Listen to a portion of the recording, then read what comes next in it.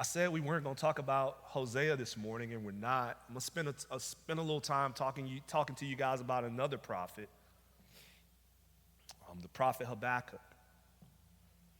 Now, Habakkuk obviously was a little bit down on the schedule for us, and so this sermon is extremely unpolished because I started working on it last night.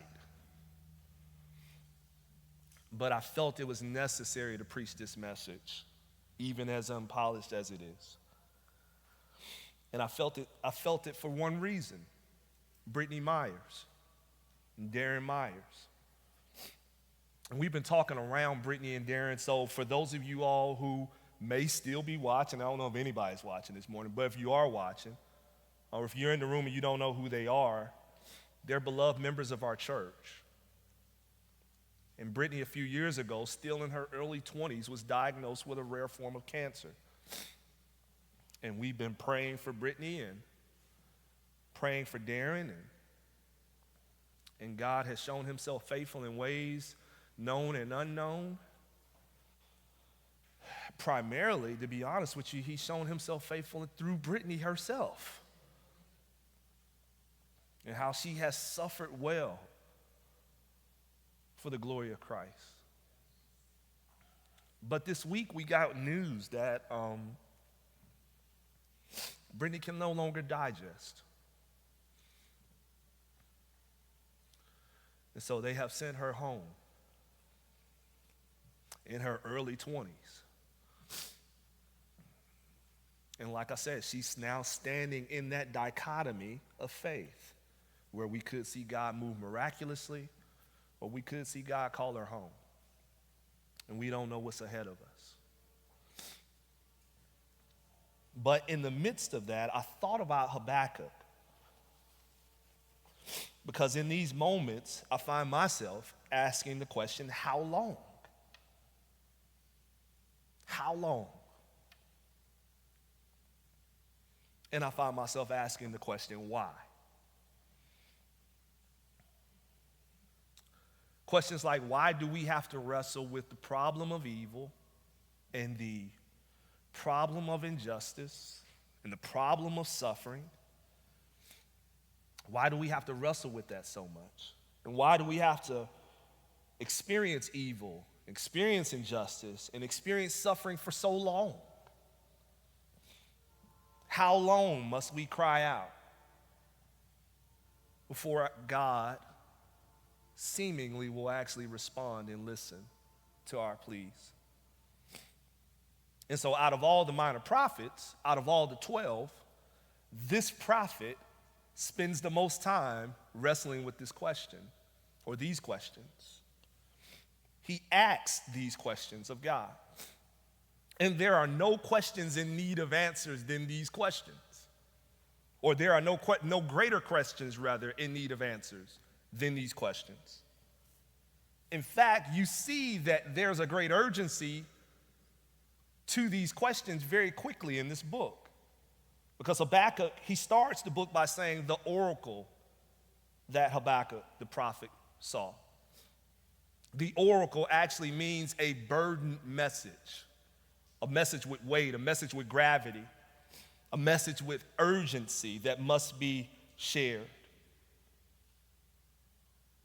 What's especially interesting about the book of Habakkuk is that this is not a message from God through Habakkuk to the people. Actually, this is rather a message from the people through Habakkuk to God. And so this is Habakkuk speaking back to God on behalf of the people, not just those people back then, but people like you and I who are saying, how long? Why must this still happen? Why must suffering like this, and why must devastation and destruction and violence and injustice, why must this happen the way that it does? But in the midst of that conversation that Habakkuk is having with God, God is actually giving Habakkuk a word, and he is giving the people a word, and he is giving us a word. Now, the book of Habakkuk takes on this kind of outline. It starts with two responses that are given, or it starts rather with two prayers that are actually grievances to God. So Habakkuk is giving God these grievances, and then God is responding to those grievances. So two prayers that are shaped in grievance, two responses back to God, and then a final prayer that is laced in praise and adoration for God. And so the question is, how do you get from grievance to praise? Because that's where we end up. And that's the story of Habakkuk. That's what the book is about. Now, the first complaint that Habakkuk gives God is, evil is raging, God. Are you listening? Evil is raging. Do you care? He says it in verse 2. He says, "O Lord, how long shall I cry for help and you will not hear, or cry to you violence and you will not save?" He continues on and he says, "Why do you make me see iniquity, and why do you idly look at wrong? Destruction and violence are before me. Strife and contention arise. The law is paralyzed, and justice never goes forth. For the wicked surround the righteous, so justice goes forth perverted." Habakkuk is looking around at what is transpiring in his native land of Judah, and all he sees is suffering and injustice and unaddressed evil and devastation, and all of these things that are happening around him in his native land is leading him to ask God this simple question for himself and for those who are suffering alongside him: how long, O Lord? How long will we cry out for relief with seemingly no answers? How long will we plead for the violence to stop with seemingly no answers? How long will evil go seemingly unpunished? How long will strife and division seemingly or be seemingly allowed to have its way? And isn't this the question? Isn't this the question that bubbles to the surface of most of our hearts and our souls? How long, Lord? How long must evil appear to triumph? How long must good people suffer? How long must we be so unbelievably divided? How long must life be this hard?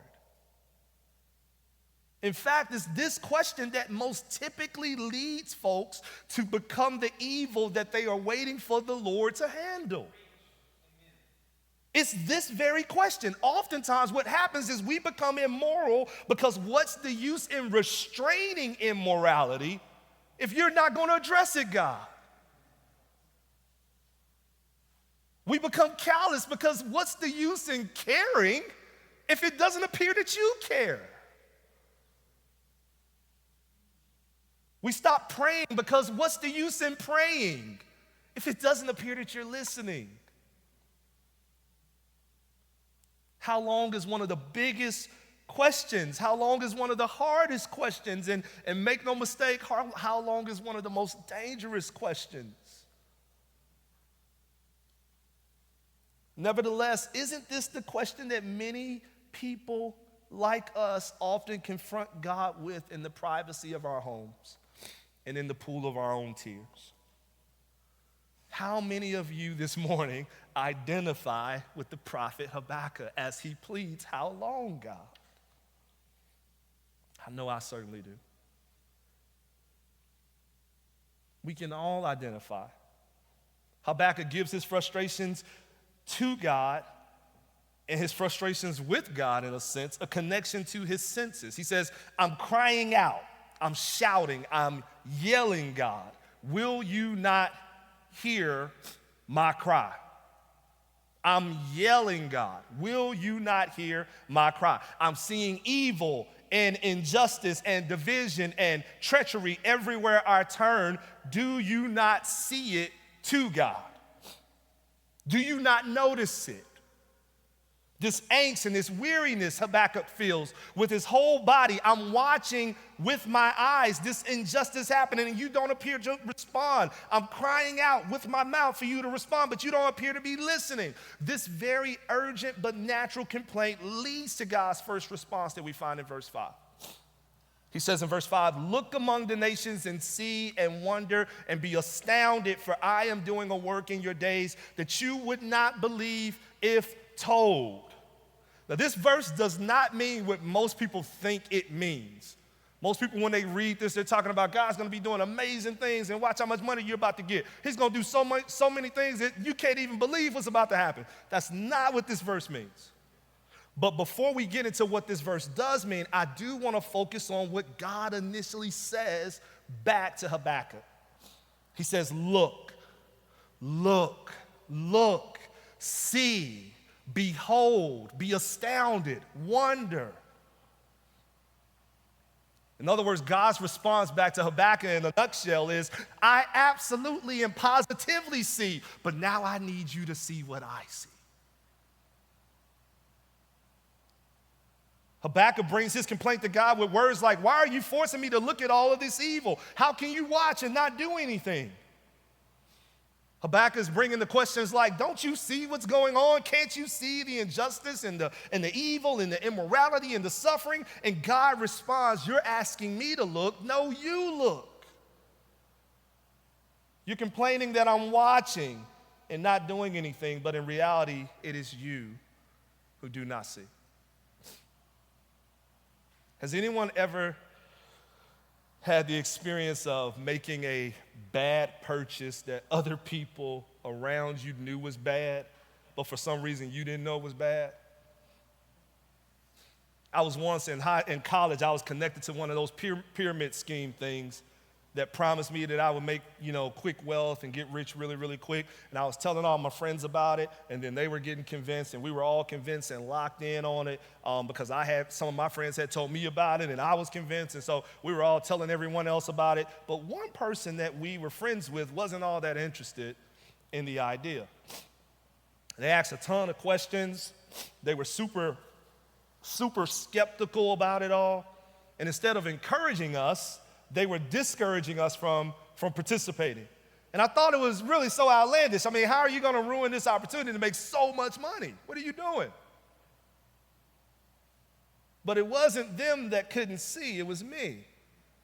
You see, they had already seen a similar pyramid scheme's inner workings, and they had already played it out and had seen the result of the system. In other words, they had seen more, which is why they didn't respond in the way that we thought that they should respond. Do you understand what I'm saying?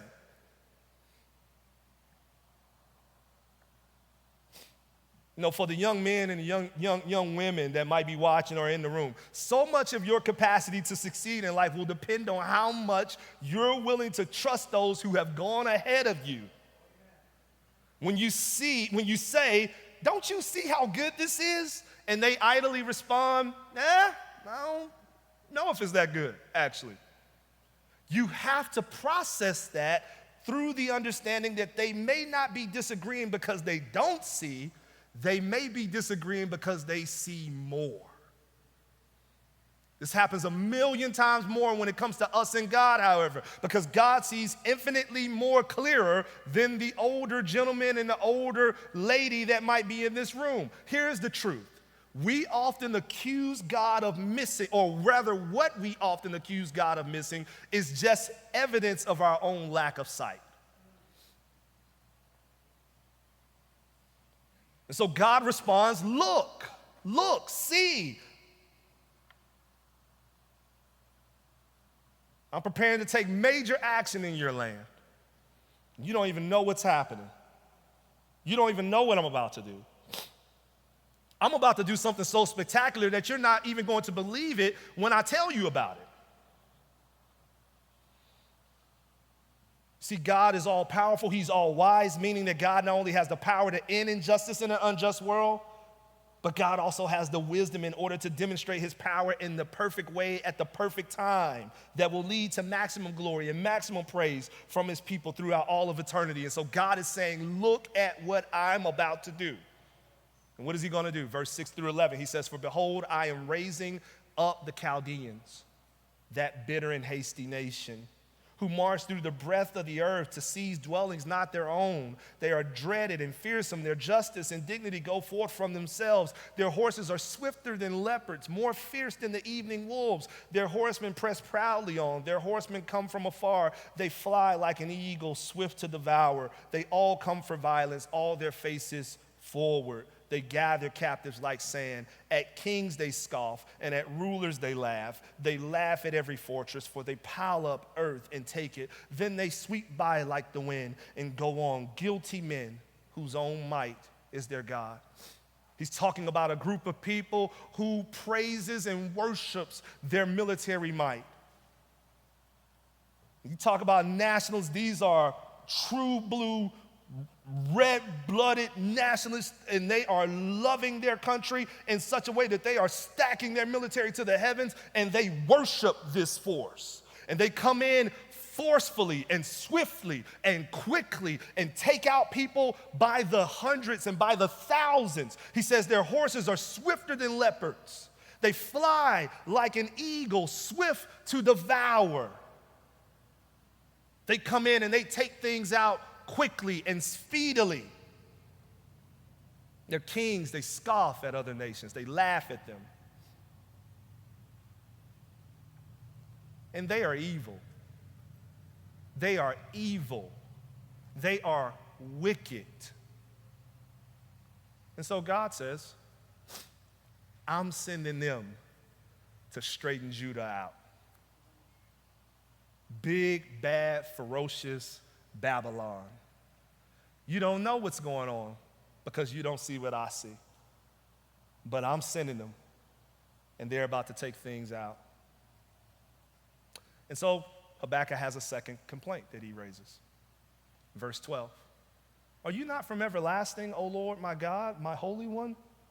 We shall not die, O Lord. You have ordained them as a judgment, and you, O Rock, have established them for reproof.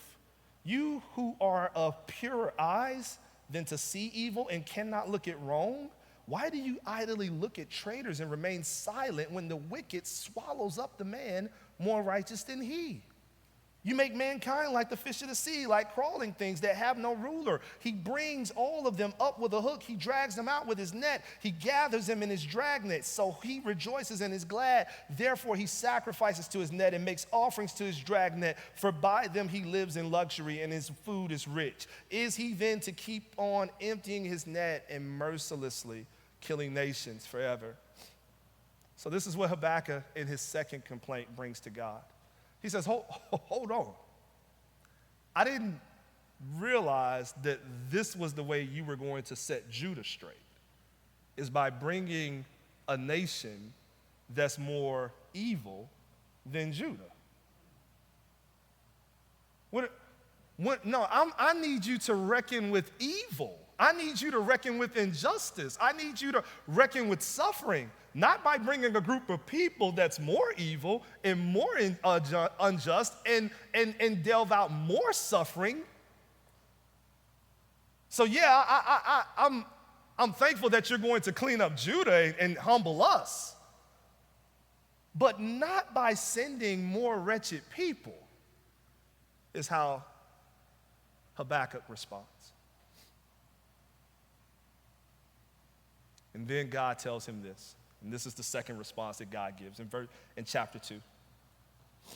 He tells Habakkuk, write the vision. Write the vision. This is another verse that we have heard a million times, and it does not mean what we think it means. Write the vision, make it plain on tablets, so he may run who reads it. For still the vision awaits its appointed time. It hastens to the end, and it will not lie. If it seems slow, wait for it. It will surely come. It will not delay. Behold, his soul is puffed up. It is not upright within him, but the righteous shall live by his faith. Moreover, wine is a traitor, an arrogant man who is never at rest. His greed is wide as Sheol, like death. He has never enough. He gathers for himself all nations and collects as his own all peoples. And so God tells Habakkuk to write the vision down, make it plain. Why? Why does he tell him to do that? For still the vision awaits its appointed time. It hastens to the end. It will not lie. If it seems slow, wait for it. It will surely come. It will not delay. Why does he say that? He says, because I'm going to reckon with the Babylonians. I'm going to reckon with the Chaldeans. But you must be patient. And so why does he tell Habakkuk to write the vision down? Write the vision down because you're going to need to go back to it when it seems like I'm not moving. Are you tracking with this? The promises of God in this book we refer to often. They're written down for us. Why? Because there are times we need to come back when it seems like God is not moving. And remind ourselves that God has not forgotten us and that God's purposes are sure and his promises are sure and they will be fulfilled. And so he tells Habakkuk to write it down because you're going to come back and you're going to realize one day, God told me that he was going to do this. God told me he was going to set these things right. Now, it's going to be very ugly from the time that I fulfill, from the time that you write it down to the time that I fulfill. Babylon is coming. Destruction is coming. Hurt and pain is coming. Suffering is coming. But write this vision down. Make it plain and be patient because my promises are sure. Does that make sense? And then from there, he begins to unpack the woes that will come upon this nation that he is using to judge his nation. Those woes are in 5 categories. He starts in verse 2 and he says this. Verse 6. And in verse 6, he talks about this first woe.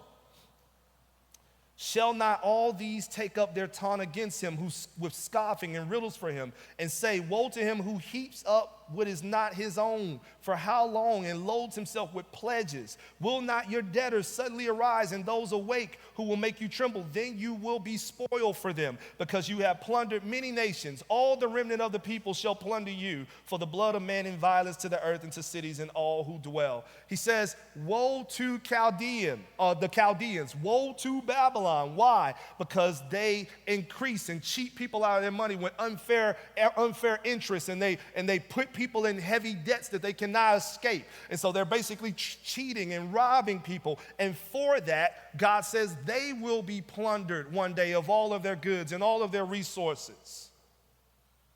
The second woe he gives in verses 9 through 11, the woe of exploitation. He says, woe to him who gets evil gain for his house, to set his nest on high, to be safe from the reach of harm. You have devised shame for your house by cutting off many peoples, and you have forfeited your life, for the stone will cry out from the wall, and the beam from the woodwork respond. He says, you have paid people low wages and used this to basically elevate yourself into high places with big houses and lots of property. And because of that, the wood in your woodwork is crying out. The stone in your stone structure is crying out, and it will come back upon you. That's his second woe. His third woe, you find in verse 12 through 14. God says there, woe to him who builds a town with blood and founds a city on iniquity.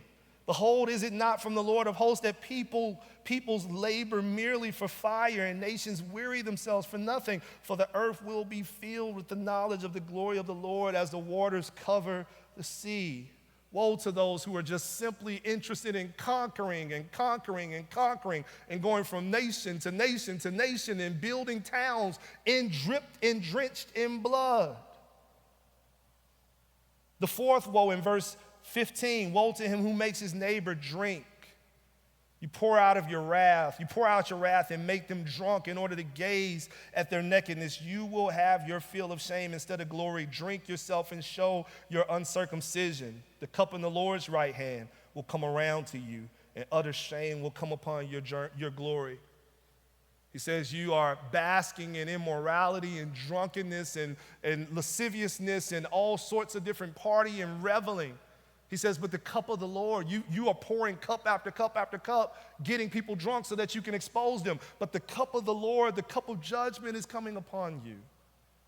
So he talks to Babylon, and basically he says, yes, Habakkuk, I know what Babylon is. So write this vision down.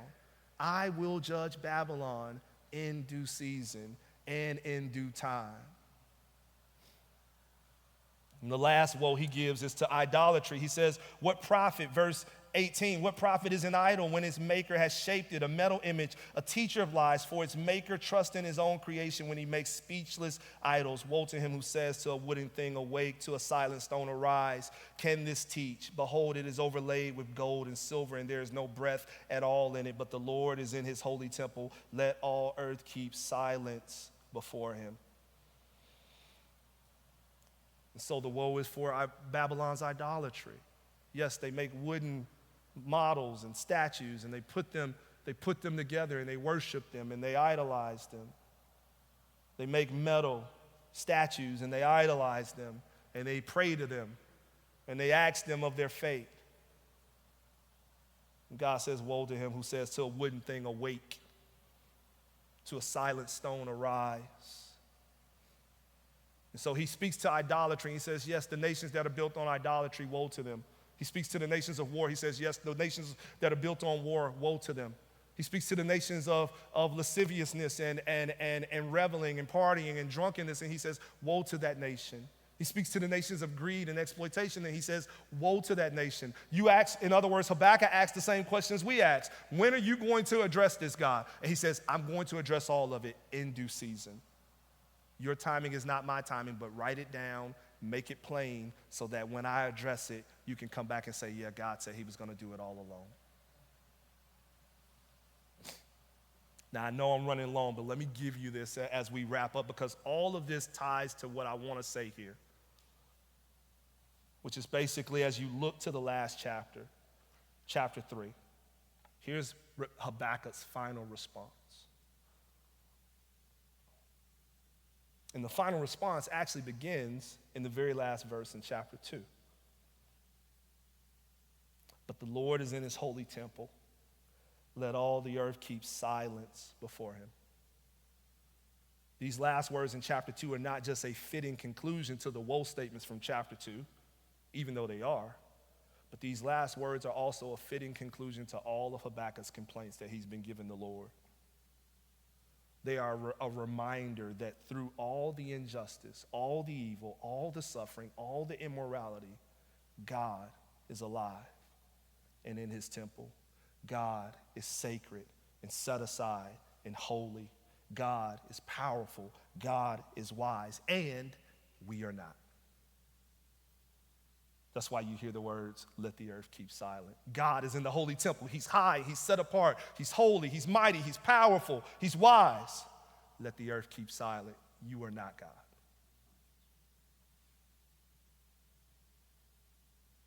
The created is not on the level of the creator. You know, sometimes you tell a 2-year-old, no, we're not going to do it this way. And they scream and they cry and they pout. And there are times that you may feel compelled to give an explanation. But probably just as often, if not more often, you don't feel a need to explain yourself concerning all the details as to why you told them, no, we're not going to do it this way. You don't tell that 2-year-old to share their toys because the inability to share one day may lead them to semi-sociopathic behavior that leaves them incapable of feeling empathy for others and their needs. You just say, hey, we need to share because Jesus shared. Your parents shared. And I just asked you to share. And I'm going to discipline you if you don't. And they're going to cry and they're going to pout and they're going to, pass out and do all the things that they do. But you don't go into lengthy expositional detail as to why you told them to share. What do I look like explaining myself to a 2-year-old kid in terms of these heavy matters? He or she isn't even close to my spiritual and emotional and intellectual development. It will be a waste of my time and a waste of their time, practically, basically. And yet we expect all the answers from the created God of the universe. And not only do we expect all the answers, we expect them in the way that we would answer them, even though we are not even remotely close to him. We are not remotely close to his omnipotence, not remotely close to his omnipresence, not remotely close to his omniscience. Part of the journey in doubt is not always getting the exact answers to all of our questions. Rather, our journey in doubt requires us to remember 2 truths for us to climb out of it, and it is this: how unbelievably small we are in the grand scheme of the universe, and how unbelievably big God is in the grand scheme of the universe. Every single time we place ourselves in the position of the high, our questions get more and more pronounced and shaped in this way. How could this happen to me? How could this happen to us? Why doesn't God answer in the time in which I believe he should? Why doesn't God answer like I think he should? Every time we place ourselves in that position, that's where our doubt festers. And we will ignore all evidence to the points of God's reality.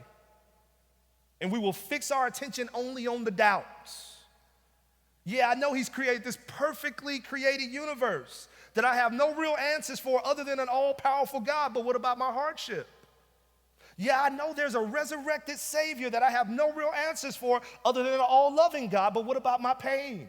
Yeah, I know there's a human conscience that points us to a rule and a standard of justice that I really don't have any answers for other than an all-good God, but what about this injustice that I've experienced?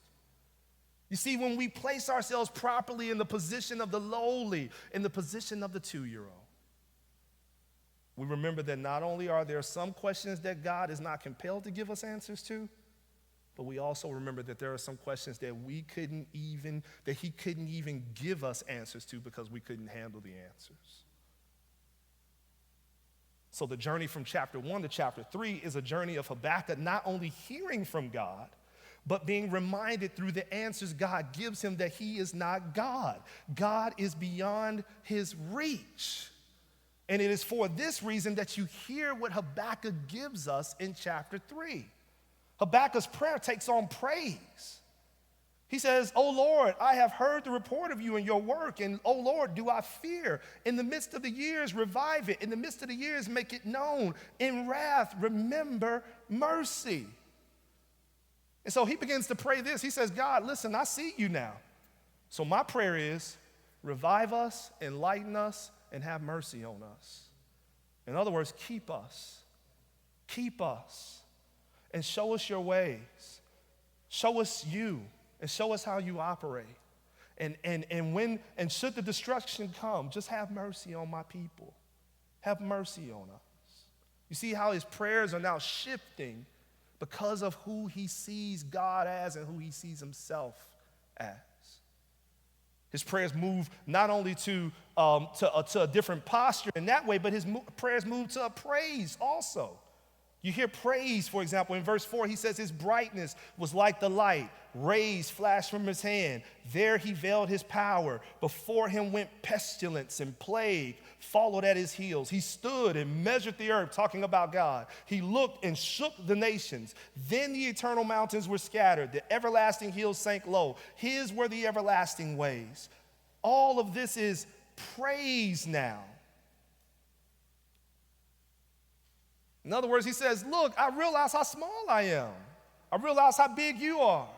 When I look at the creation, when I look at the sun and the moon and the stars, when I look at the composition of the mountains, the Appalachians, the Smokies, the Rockies, the desert flats, the grassy plains, the Mississippi River, the oceans, the seas, the Gulf. When I see this, I see that you are higher than me. And I see that you are in control of far more than I've ever imagined.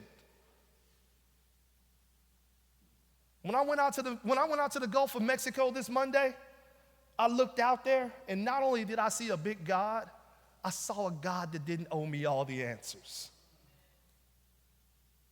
I looked out there, I said, man, I don't even know where to start in terms of how you put all this together. So why would I expect all the answers from you? I don't even know where to begin when I look at this. When I look at what I see, I don't even know where to begin. And this is what Habakkuk is describing here in chapter 3 as he thinks about all of creation. He says to himself, God, revive us, enlighten us, have mercy on us. Last thing that you see in this book is the very last verses that are some of the most popular verses in all the scripture. He says that, verse 17, though the fig tree should not blossom, nor fruit be on the vines, the produce of the olive fail, and the fields yield no food. The flock be cut off from the fold, and there be no herd in the stalls. Yet I will rejoice in the Lord. I will take joy in the God of my salvation. God, the Lord, is my strength. He makes my feet like the deer's. He makes me tread on high places.